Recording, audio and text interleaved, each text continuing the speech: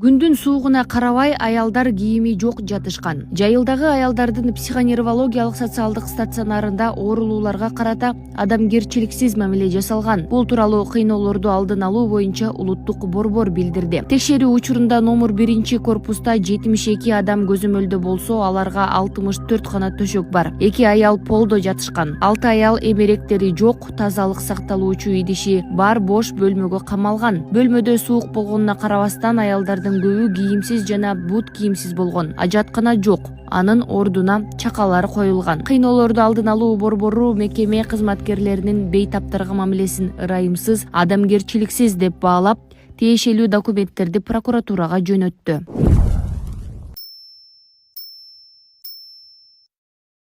Садик проблемасы бар, садик проблемасы чечебиз. Ошол Спортзал проблемасы бар, спортзал проблемасы чечебиз. Кудайга шүгүр.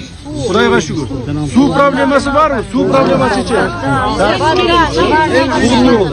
Улуп тургула. Мына мен аткара турган адамдарга азыр ушул перечислять этип айтып атам. Эртең булардан мен сураймын. Ошол айткандар несі чечилди? Кантип чечтиңер? Качан чечесиңер? Махабат, сен Эмбанктын ОЗК айтып кетсең, ОЗК айтып, 0554 00 70 84 Эмбанк номери Махабат Б деп чыгат. Көрүп турганыңыздардай, бул жерде бул кыздын акыбалы өтө оор. Күндөн күнгө акыбалы ошоорлошуп, арыктап бараткан учуру.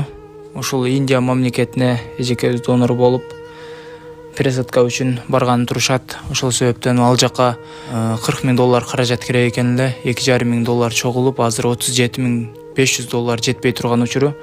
Келиңиздер, туугандар, 100,000 деген 200,000 деген адамдар көрүп атат. Кайдыгер карабай өтүп кетпестен, ушул кыз үчүн колуңуздардан келген ыхсаныңыздарды берип кетиңиздер. Зерикпестен бүгүн туруп ушул видеону көрүп турасыздарбы? Терминалга барып, эгер Эмбанктан сала албагандар болсо, терминалдан барып, Эмбанк тандап ушул кыздын өзүнүн Эмбанкына которуп койсоңуздар болот.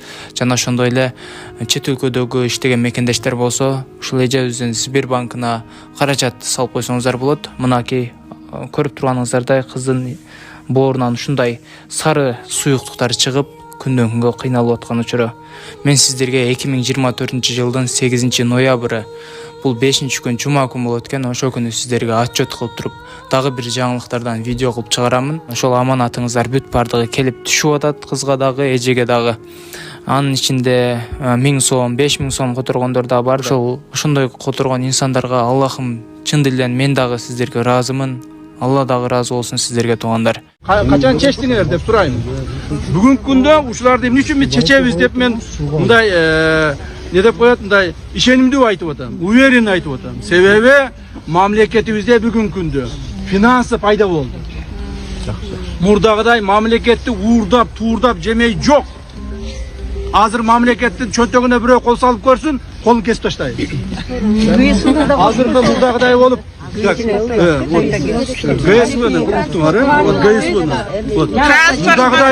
мурдагыдай болуп жанагы мамлекеттин тендери менен уурдап жемей, мамлекетти коррупция менен уурдап жемей, ошолордун бардыгын эми жок кылып бирдик дебей кыскарттык, өтө кыскарттык.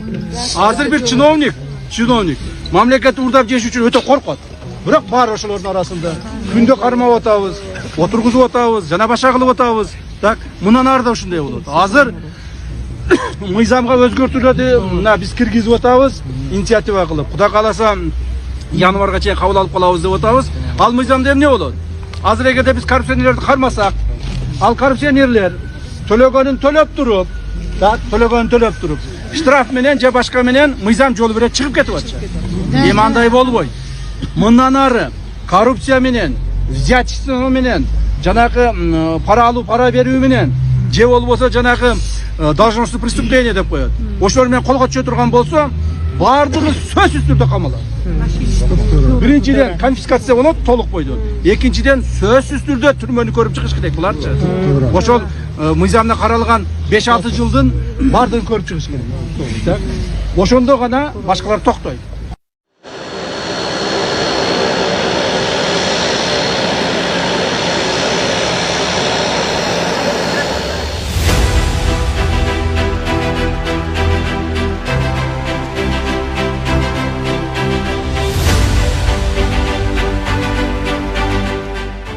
Мамлекет өз каражатына сатып алган учак экинчиси Манас эл аралык аэропортуна келип конду. Азыркы буга чейинки келгени азыркы тапта ички каттамдарды тейлеп кызмат көрсөтүүдө. Бул учактагы жакынкы ноябрдын ортосунан баштап ички каттамдарды тейлөөгө өзүнүн каттамы боюнча чыгып баштайт. Мамлекет авиация тармагын жакшыртуу максатында биринчи жолу өз акчасына учактарды катарынан сатып алууда. Долбоор боюнча ушундай эле дагы 2 учак келерки жылы сатып алынмакчы. Андан сырткары келечекте эл аралык каттамдарды аткарууга дагы 2 чоң учак алынат. Мунун бардыгы авиация тармагын жакшыртып, ички каттамдарды жана аэропортторду оңдоо максатында ишке ашырылууда. Бул экинчи учагыбыздагы ички каттамдарды аткарууга алынды. Кудай буйруса, биз 3-чү учакты дагы алып атабыз. 4-чү учакты дагы алабыз. Кудай буйруса, эмки жылы ал учактарыбыз да келип калат.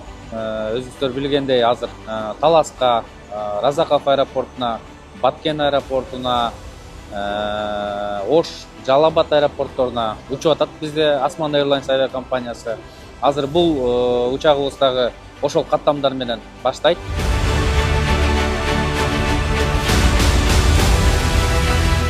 Dash 8 Q4 сүлгүсүндөгү учакка токтоло кетсек, бул жерде 80 орундуу 2000 чакырымга чейинки аралыктарды аткарууга ылайыкталган. Ошондой эле азыркы тапта 8,5 метр бийиктикке көтөрүлүп, саатына 667 чакырымды кармап уча алат. Азыркы тапта ноябрдын орто ченинен баштап ички каттамдарга графикке коюлмакчы. Бул Канаданын 2 моторлуу учагы. Ичи жана орточо каттамдарга ылайыктуу. Ушундай эле учак АКШнын бардык штаттарында кызмат көрсөтөт. Көпкө кызмат кылат деп ишенебиз. Анткени тоолуу аймактарда учууга эсептелген. Ички аба каттамдарды жакшыртууга мамлекет өзгөчө көңүл бурууда. Буга чейинки келген биринчи учак Талас облусуна каттап жүргүнчүлөрдү тейлеп жатат. Ошондой эле азыркы тапта Казарман жана Кербен аэропорттору дагы жүргүнчүлөрдү кабыл алууга даяр, каттамды даярдай турган жерлер толук түрдө аяктады. Андан сырткары Каракол, Нарын аэропортторунда дагы оңдоо иштери толук түрдө аяктады. Муну менен өлкө боюнча дээрлик бардык облустарда аба каттамдарын жандандырууга толук мүмкүнчүлүк түзүлдү. Элиза Нурматова, Азамат Жапаков, Ала Тоо 24. Ойлордо шалкылдап бийлеген эркектерге айтат элем да. Приз үчүн анан бир тамадан айтканын аткарып коеюн деп чыгып бийлеп аткан болсоңуз, токтотуңуз мындайыңызды. Акыркы учурларда социалдык тармактардан көрүп атабыз. Элечекти кийип алып чыгып алып бийлегендер болуп атат да. Элечекти кийип, элестетсеңиз, элечекти кийип алып чыгып бийлеп атышат. Акылмандан сурашканда, акылман айтчы, эркек кийсе элечек кандай болот келечек дегенде акылман айткан. Элечектин ээси зайып болот. Эркегиң элечек кийсе, келечегиң бир күн барып майып болот дейт да. Достор, мырзалар, эркектер, токтотолу ушундайды. Бир приз үчүн, бир кичинекей нерсе үчүн чыгып алып шалкылдап бийлеген токтотолу. Же тамадага да айткыла, мен эркекмин депчи. Болсо кыз деле айтыш керек да. Эркек желечи, чыкпайм мен депчи. Чыгып алып шалкылдап бийлеп, элечекти кийип алып, бул нерсени мен мында бирөөгө акыл үйрөтүш үчүн айткан жокмун. Болгону пикир айтып атам, пикир. Эркекте эркектик күч, эркектик намыс болуш керек. Келгиле ушул жаштыгыбызды мындай бир бийлеген менен, анан бир спирттик ичимдиктерди ичүү менен өткөзбөй, иштейлер эртең келечек үчүн. Балдарыбызга тарбия берели, шалкылдап бийлеп жүрбөйчү. Эртең артыбызда бир жакшы муун калсын. Бул тойлор, бул азыркы болуп аткан нерсе калат бир 10 жылдан кийин унутулат барычы.